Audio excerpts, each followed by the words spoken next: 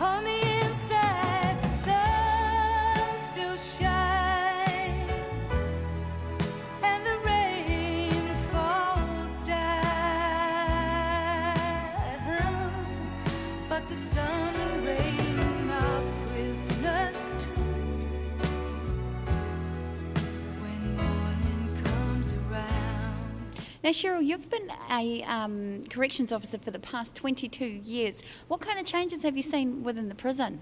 I haven't been quite a corrections officer. I came in as prison welfare officer, and that was a custodial role, but I was in civvies. I wasn't in uniform initially, and then that position got disestablished and I got redeployed into uniform.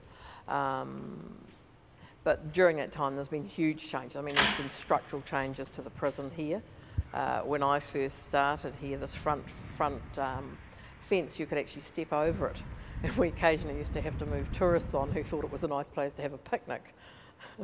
So, you know, and as people are familiar with now, there's the big security fences along the front. Lots of structural changes within the prison as well, from things like we've got a central walkway along the back, which makes it a lot easier for us, to when I first started, the prisoners had a bucket in their cells rather than a toilets. They didn't have power in their cells. You know, they've got power in their cells now. When they were allowed to have televisions was soon after they got the power. They used to have rabbit ears all over the place. We've got a central aerial system now for them. There's been those kind of changes. And there were sensible security changes as well. And certainly a great increase in security, cameras, beams, all that kind of thing has hugely changed. The area we're in now is part of the newer part of the jail, built in the last 2 to 3 years. It's our visits hall. Purpose built, we've got cameras all around, we've got a staff base, we've got good searching facilities in here, and it's been a great addition to the prison.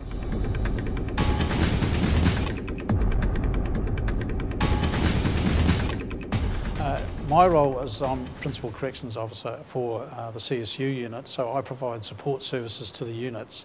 I ensure that we have staffing to cover the units safely and adequately, and I'm involved in the movement of prisoners to courts, transfers, escorts away for medical reasons and so forth, and I do things like the institution roster and look after prisoner clothing. So I have a wide range of activities in my portfolio. You've been in the job for 12 years. Is there anything outside of that that you enjoy about being a corrections officer? It's the security of the work and the challenges it brings, because even though we work to a routine every day is different and brings a new set of problems and challenges for us, and I enjoy that. You'd notice with the seats here, there's one marked in yellow. That's the one that the prisoner sits in. All of these seats are the same, and the tables are all numbered. The yellow seat is so it's on the right camera angle for us, because as I mentioned, the room is all cameraed, and the tables are so we can identify that we're all talking about the same table if somebody's picked something up on camera and wants staff to go and intervene.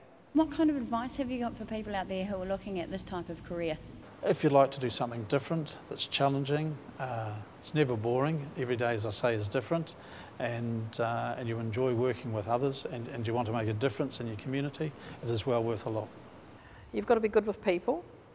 You've got to be very observant.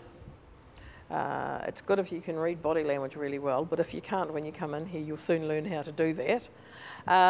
You've got to be interested in people. You know, when you get into a senior supervisory role, you've got to be interested in your staff and what's going on, but also in working with the prisoners. If you can see them as people beyond their offending, you can work with them and perhaps reach them and help them to make changes if they choose to change. My belief is that anybody who chooses to work in this environment has to think that they are working with people who have a propensity to violence, or can have, if they're under stress. So you've got to think about that and think about whether you can work in that environment or not. And you do that before you take the job on.